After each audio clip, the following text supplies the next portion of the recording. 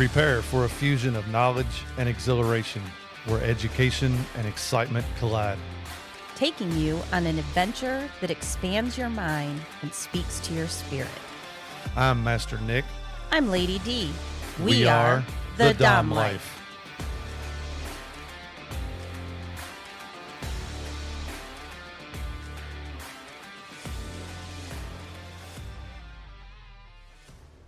This podcast contains sexually explicit topics and adult content. It is intended for listeners 18 and older. The opinions expressed in this podcast are ours alone, based on our personal thoughts, feelings, and experiences. We understand that others may have different opinions and experiences, and we respect that. We would love to hear from you. You can reach out to us at www.thedomlife.com. All right, welcome back, everybody. We are talking about power in public, and part one was really good. I had so much fun. Yes, a lot of information, a lot of fun talking about it. We've got even more to get to, so let's get into it. Right away? Right now. Okay. My role as a submissive is where I show out, right? I show out because I'm with you and I'm doing the right things and I'm having the right behaviors. Right. So it's not about you telling me what to do the whole time we're out. Now, there are dynamics that have that, and I think that is blessed and wonderful for them. I have no problem with people having their own dynamic, their own style. Correct. Our style is you're not going to tell me everything to do from the minute we step out of the house. In public, your directions to me become quieter. So I have to focus more on you so that I get those signals and those cues. Right. And I know I talk, but when we're out and we're heading to the restaurant, if you think about it, once we're in the restaurant, I sit back, I talk only to you. I'm pretty quiet about what I'm saying because I tell you my order. I tell you what I want. There's a whole routine. What did we say? It's like a whole process set up around placing the order. Right. So I'm very happy. I am very aware of you, and I like being in that place. That is my happy place. Right. Usually, unless you're grouchy. But I'm never grouchy. Oh, okay. So another update. Master Nick has decided to quit dip. Yes. And because he quit dip, he's doing like a nicotine clean thing, whatever. But he's a little bit grouchy. If you're watching on YouTube, you will see me constantly flip around. I've got one of those nicotine pouches in my mouth right now, and I've learned that I like to play with it a little too much when it's in there. So I apologize if you're watching on YouTube and you see me look like a cow over chewing on something. That's what it is. He quits, and I am very proud of him. Tomorrow will be 1 week dip-free. Grouchy. His employees understand it. I understand it. So when I feel the tension rising, which because I'm a good submissive, I can feel that without words, I just step away. I step away, Master Nick. So when I step away, you know why. Mm-hmm. So I read subtle clues. Yes. His tone, your posture, your looks. The biggest thing is looks. I pay attention to where your body is placed. We kind of talked about that a little bit. Right. I am aware of the fact that I represent a portion of this dynamic. Yep. You're the dominant, I'm the submissive. As the submissive, I have responsibilities in showing that you're my dominant. Right. And that is done non-verbally. I basically kind of take a step beside you and slightly behind you. I walk in a certain way. I look to you for direction.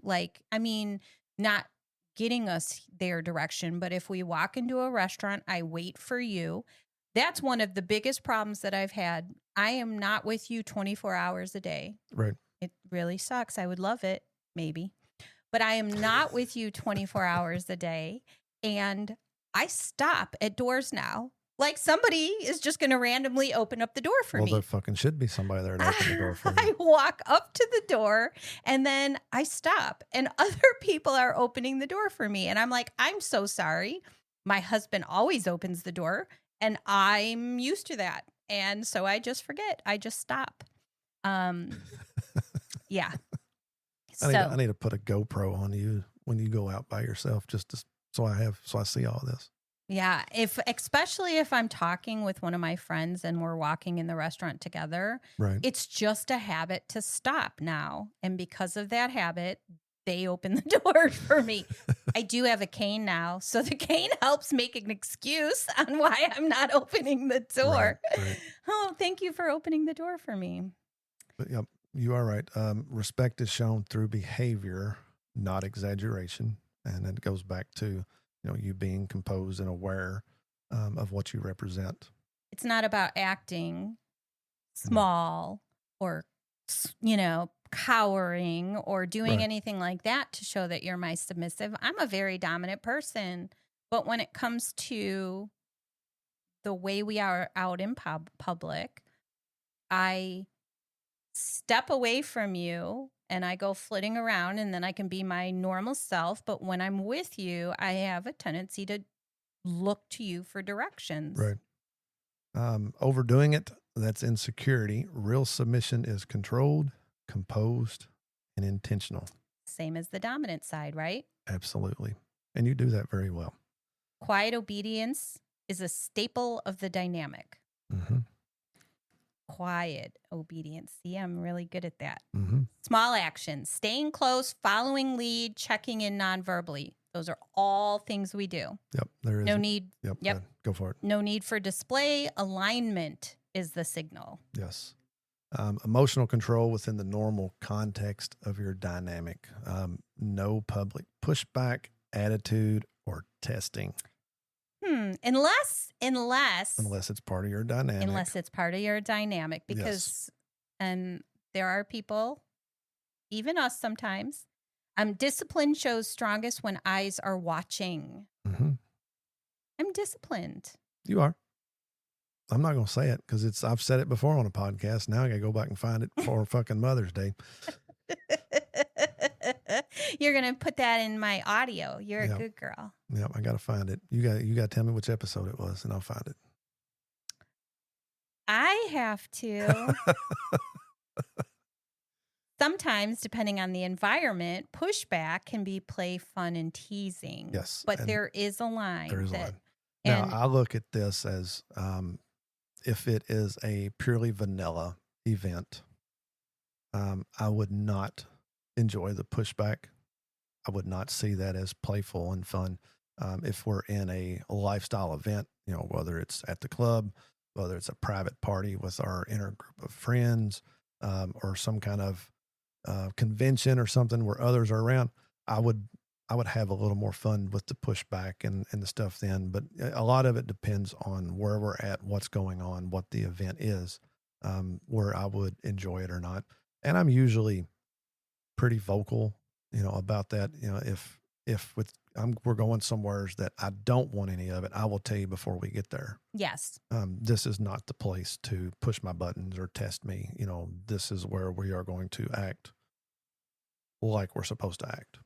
Which is one of the things about being in a dynamic for a longer period of time. You get to communicate very well about this situation. Right. Pride in belonging, not ownership in a loud sense, but certainty in connection. That's almost a tongue twister. I'm glad I didn't have to say that. No, I figured I would take it one for you. Thank you. A submissive in public pays attention without being told, adjusts without needing correction, stays aligned without needing reassurance. I don't drift and I don't disconnect. Now, that doesn't mean to say that I don't go out and do the things that I want to do. Absolutely. You still do that. I'm constantly checking back in with you. Right. And I enjoy that sense of security and comfort that I have, because I have a little bit of anxiety when going out. It is just one of the things that I have. So our pre-event is a little bit hectic. We're almost always getting ready to the last minute. I'm, doing makeup and changing outfits and changing my Right. mind and then running back in the house. I don't do the running. He does the running. Can you go get my water, honey? I forgot it on the table type of thing.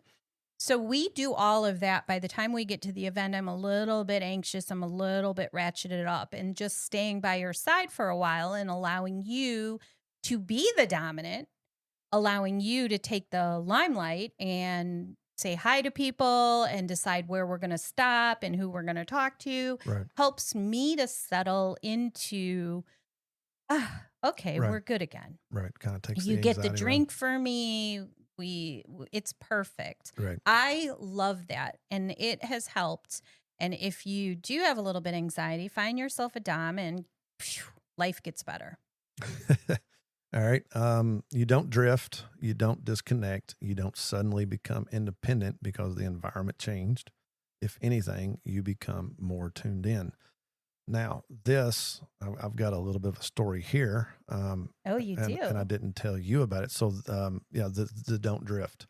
One of my rules when we go out, and it's always been with you and with our newest one, that was one of the expectations that I had is, if I understand you want to do something by yourself, or you need to go to the bathroom, or you want to step outside on the patio, or you want to go dance, or just let me know. It calms me to know where you're at. I know about how long you should be gone. So our last trip to the club, we come out of the dungeon. We go back downstairs to our table.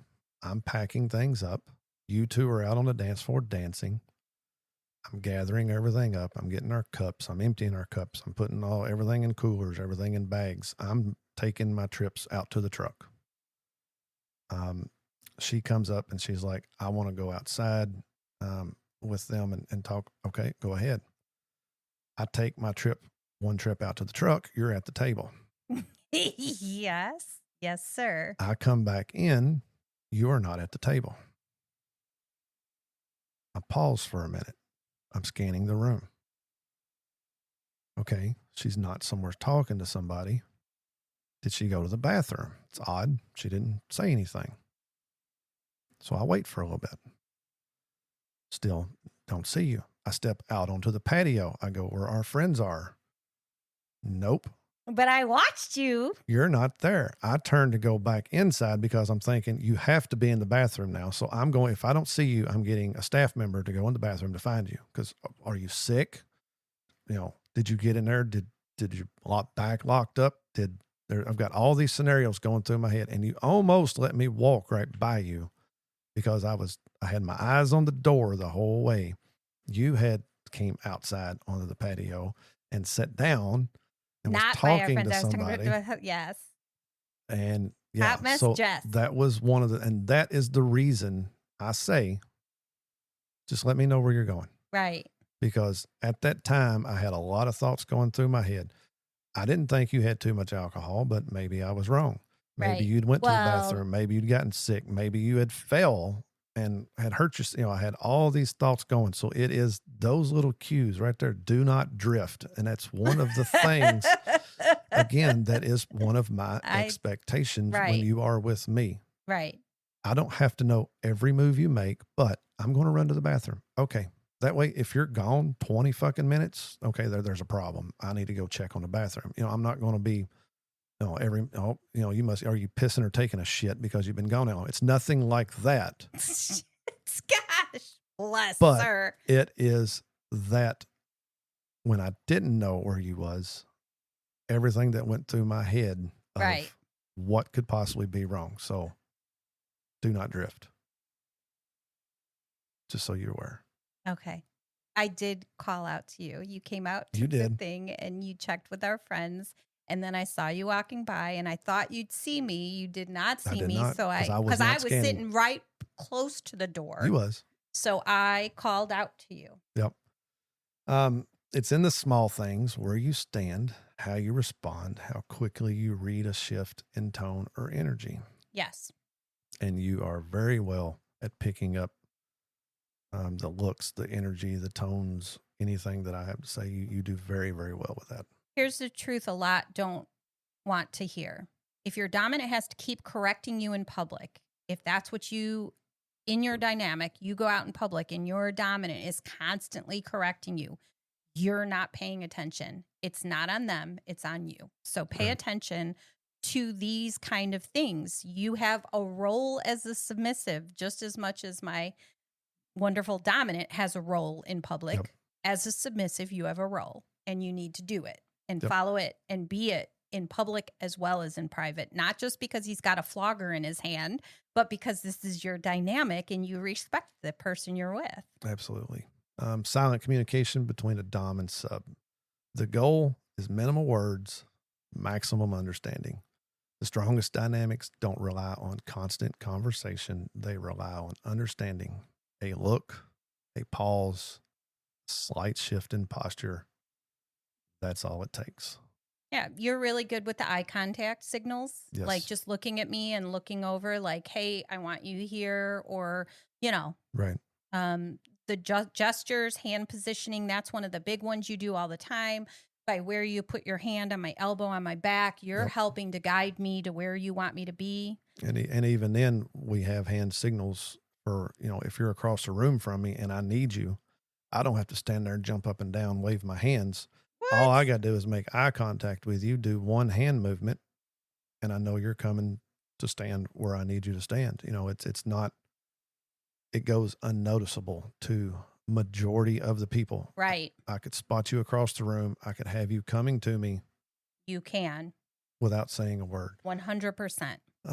Other ways of doing it is code words or natural cues. I do know of people in the lifestyle that have, let's say their code word is ice cream. They find a way of getting that word into a sentence To show that they're that uncomfortable, or triggers, there's a problem, right, or we've got to move. that we need to change locations. We need to go talk. We need to do whatever that code word is. But that is another good way of doing it. I think what I do is I come up to you and I tilt my head up, Mhm. at which point you tilt your head down with your ear closer to me so that I can tell you what I Mhm. want to say Right. in whispers. But I just tilt my head up and you know that that's a signal that I want to say something. Right. Absolutely. Yep. That is my cue that you want to be quiet and tell me something privately without a lot of people hearing it. So, Yeah. And I just thought of it right and now. usually I will turn my back to where the most of the people are. I'll turn my back to them and then lean down, so that you feel a little more comfortable and a little more safe at saying whatever you need to say. The big thing is for us is energy shifts. That's Mhm. one of the biggest things because that's how I know your expression goes from very light and, just general conversational. Right. And then if I've taken a step too far, you immediately put on your Dom face, at which point I know that, oh no, I might have screwed up. Yep. Because both people are paying attention. Dominance, your energy should be enough to guide. Submissives, your awareness should be sharp enough to catch it. Yep. If everything has to be spoken out loud, you're still at the surface level, which is okay, especially if you're just starting out. Yeah. You have to start somewhere. You will not instantly know the looks or the tones or any of that. You're not going to know that first round. It takes time. I think that one of the things people have to understand is we're doing this whole podcast on this because it's fun. Yeah, it is. It's fun to have a dynamic out in public. It strengthens your dynamic, but it's Yes. also for a submissive. It's hot as hell when you're giving me nonverbal signals or when I know you're in command. I'm getting turned on by the fact that you're in control. Right. It makes you even more attractive to me. And so that's why I do it, because Right. if I did not find it all that, Right. then it is likely I'd be like, Yeah. we need just We a wouldn't be doing in the none of this. bedroom dynamic, Right. please. We wouldn't be doing none of this. The goal is simple: less noise, more connection. And by getting these cues, by having the looks, by having the understanding, it does make your connection closer. It makes Stronger. it stronger, and you can always build even more on it. But that is the ultimate goal: is less noise, more understanding, more connection. more connection, deeper connection. And then that way, the next time you're doing an actual scene, those same things work because you're now creating triggered responses. You're Right. creating a scenario where these are already part of your world, and it makes it easier when you want to give that look. Right. Boundaries and respect in public spaces. Consent doesn't disappear in public. It becomes more important. Now let's bring some reality into this. Public space is a shared space. What? You mean that there are kids and there are other adults and there are people that are not actually consenting to our dynamic? Yes. So respecting the environment, other people, and the social norms is huge, which is where the very nonverbal, subtle cues really come into play. That's where you can really, again, standing across the room, I can make you come to me by using one finger. Making eye contact, one finger, you're coming to me. Now, obviously, depending on what type of environment we're in, I mean, I can't right now anyway, but even if I could, there are certain times that I couldn't give you the two fingers and make you come kneel in front of me. I mean, that may not be a good social norm. You made me do that at the club one time because I was being a little less than respectful. Yes, in a fun way. I had fun with it too. See, that's the problem when you have a creative dom. Knowing when to dial it back versus maintain structure. You want to avoid embarrassments, but maintain your authority.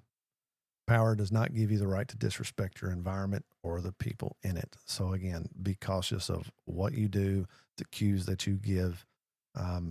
There's some things that have come up in various interactions, and it's like I want to kind of bring it up just because.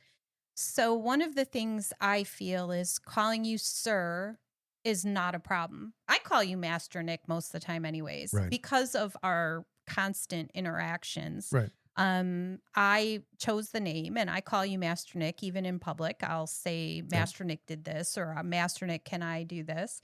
Because I don't think about it anymore. It's kind of this a second nature. Right. But I do use sir. Like if there's a lot of people sitting around, I'll say sir. And I don't think me calling you sir, or even me calling you Master Nick, what if your first name were Master? Yeah, I may legally change it. Yeah, I'm going to tell your parents. Okay.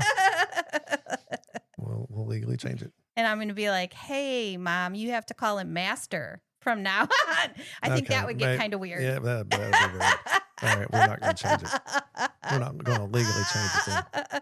All right. Sorry, moving on. All right. I just wanted to say that while you want to respect people around you in vanilla environments, we do enjoy pushing the edge a little bit in vanilla environments as long as it's not disrespecting or stepping on other people's toes. Correct. And I think how I refer to you in public is also a thing that is a choice I make, and I'm allowed to make that choice. I can call you anything I want because there are names out there that I would never want to say out loud, but that's their legal names. So do you know what I mean? Like it's not one of the things that I worry about. Right. Done read that. Avoiding embarrassment versus maintain authority. I think I just read that while you ago too. did. You're so okay. Because I screwed you all up. Control includes knowing when to hold back, when to adjust, and when to prioritize respect. A strong dynamic doesn't need to push limits in public to feel real. Now, we do push some limits in public because it's a turn on or it's fun, but it's not necessarily. A lot of times when those happen, we're in a bar atmosphere. Bar atmospheres already have a little bit of that, blurry line. We're not talking Denny's with a bunch of kids. Correct. Yes. Right. We're right. Most of the time when we do push limits just a little bit, it is more of an adult environment. No kids around. Usually alcohol is involved, which is, you typically where we like to go anyway. Things are just a little more fun with a little bit of alcohol. Yes. If it holds itself without forcing itself onto others. And, so that is huge. There is different perspectives of looking at this. I do know that when we're out in the open environment, people are not accepting of dynamics to the way that we do. It's one of the things we're having a harder time with when it is the three of us together, right? Yeah, right. It's a little bit harder because it's not the norm. It's not what people are used to seeing, and whether they consent or whether they don't consent. Again, that's the perspective on a lot of it. If I'm not doing anything to harm you, or if I'm not doing anything, saying anything to you that could hurt your feelings or any of that, do I really need you to consent to what I'm doing? I kind of see that as a like a two-way mirror. Right. You may not agree with what I'm doing, but do I need your consent for that? Because I'm sure there is something you are doing that I may or may not consent to. And but again, if we're dealing with an adult environment, yes. Then it's a little bit different. If there's not kids around, then who am I actually impacting? Right. And I'm not going to be the person to make these decisions. You know what I mean? Right. We're just going to live our lives to the best of our ability. That's what we're going to do. Least impact others. But at the flip side, how terrible it is that you couldn't hold the hand of both me and your other submissive at the same time. Right. I mean, it's just not socially acceptable. It's not the norm. People kind of look at it. People look down on it. People frown about it. They're going to talk about it. But again, what person lives their lives that somebody's not already talking about them anyway? Something about them, what they've done, where they've been. Yeah. People are going to find a reason to talk about you, whether it's good, whether it's bad. They're going to find a way. So yes, I try to live my life the way that I want to be happy while doing my best at respecting others in the process. Yeah, we're not trying to create discomfort for other people, but at the same time, we do want to be able to live. Right. We want to be happy. We want to do what we want to do. It's part of some of the main things that changed in our world where you see two women kissing, and that's it's acceptable now. It's acceptable now. But so it takes that change. Right. It takes that push to make it happen. Right. Common mistakes. All right, here we go. Dominance. What do you do wrong? Overcompensating, sometimes too loud, too controlling, trying to make it a performance. You don't, thank goodness. I do not. Now, you do make it a performance a little bit at the club because it's the place to do it. That is the place to really express and do it. And I mean, we've done a lot of performances at the club. Yeah, but you can make being a dom a performance. You can. You don't, but you can sometimes. So there has been times I've went a little further than normal, but only because I've noticed there have been like a few people that were watching and seeing the reactions that I get while doming or correcting behavior. Uh-huh. If I get a good reaction, I may add a little more, yes. Put like a cherry on top of it or something. Yes. But most of the time it is not a performance. Because you don't need validation from others. Right. I don't need to validate it, but it's also, I enjoy doing those things as well.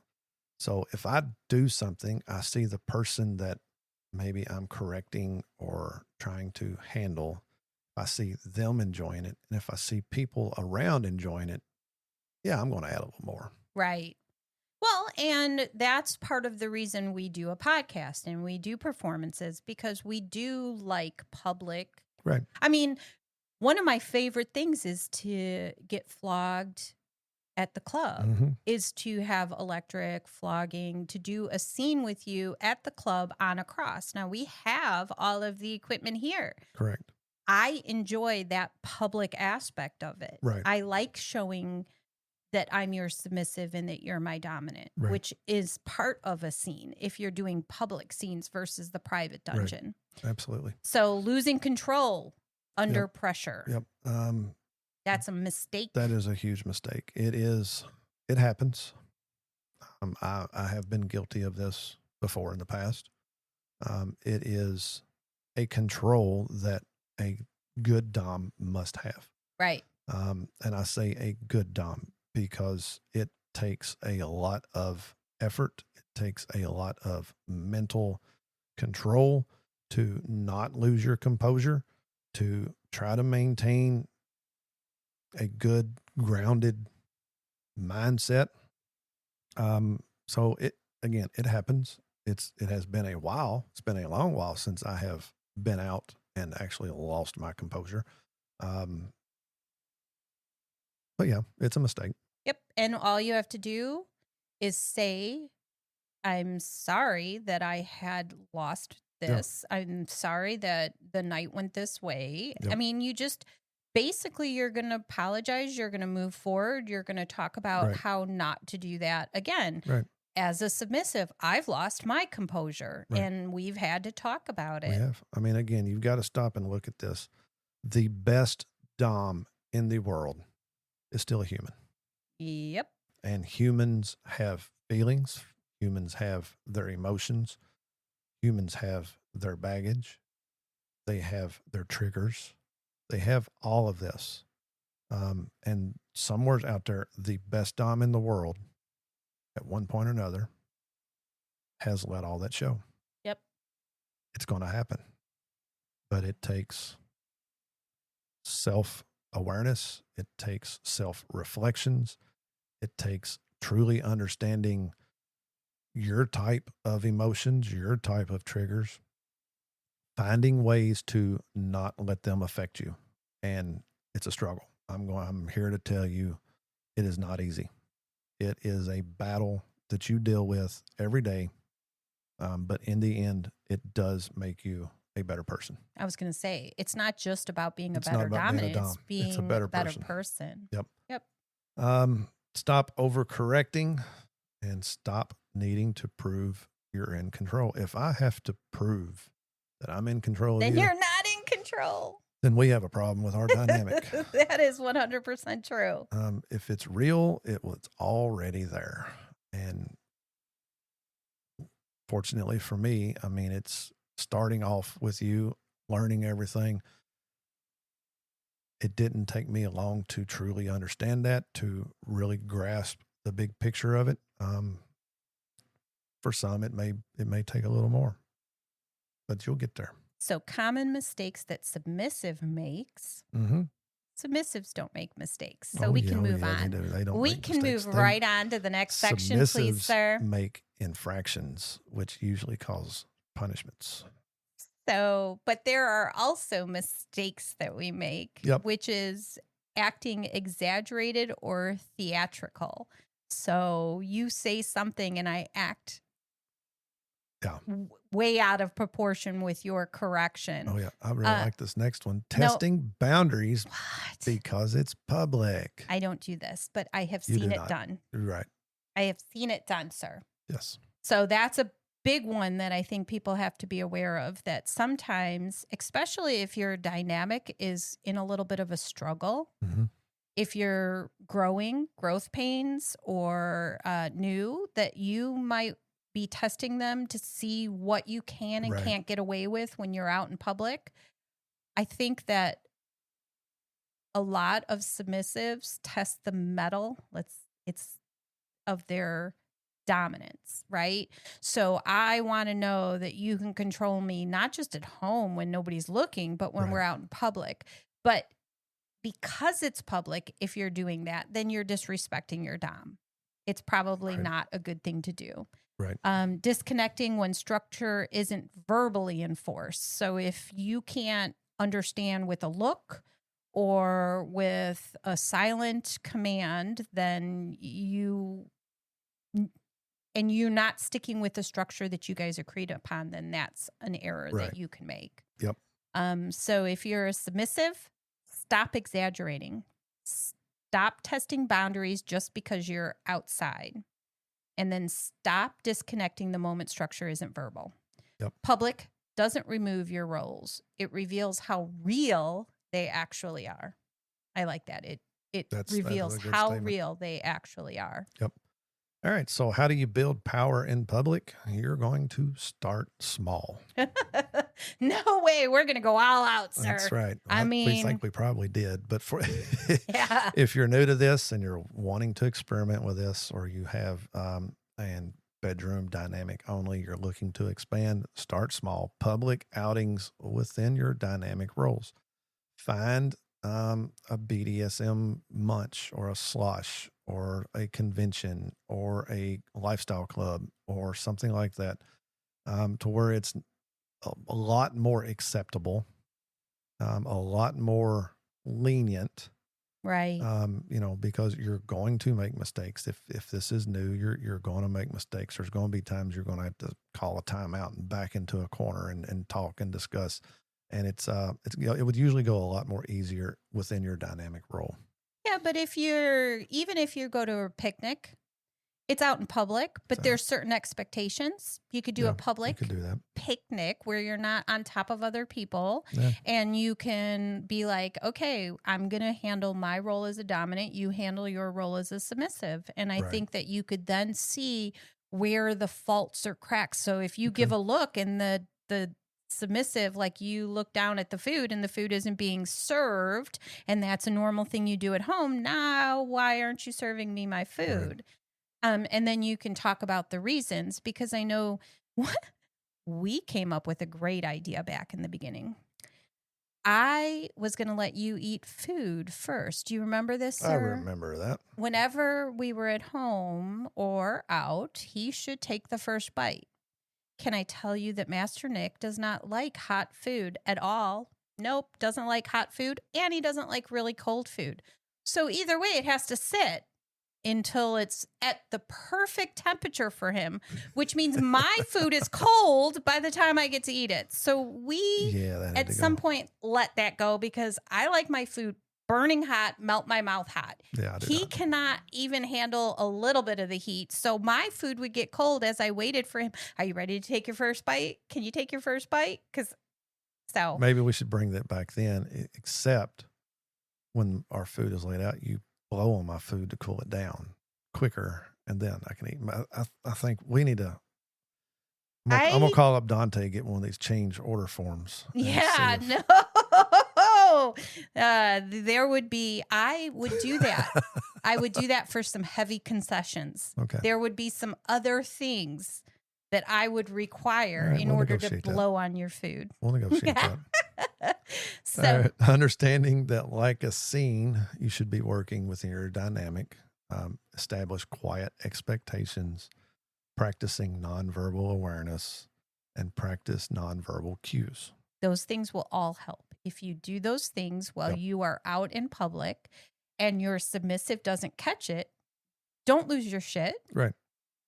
Don't start acting like the dom that's screaming and yelling and dragging and whatever. Just take a deep breath, make note of it mentally. And when you get home, this is when you're going to debrief. Yep. And you're going to talk about what worked and what didn't. Yep. But don't try to do all the corrections in public, because it's not going to help. So then when you're at home, give the look and see what the reaction then is. The look, the cues, the whatever. And if they respond to it in the home, if your submissive responds to it in the home, but not out in public, then that's on your submissive side. Right. It means they understand the cues and they're just not following them in public. Find out why. Maybe a punishment is needed. It could be, or some understanding. Maybe some understanding will be needed. I like punishment better. I know you do. But yes, what did you miss?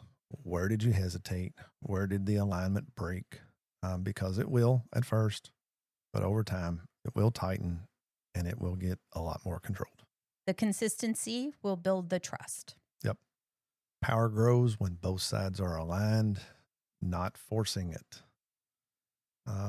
All right. So, real power doesn't need to be announced.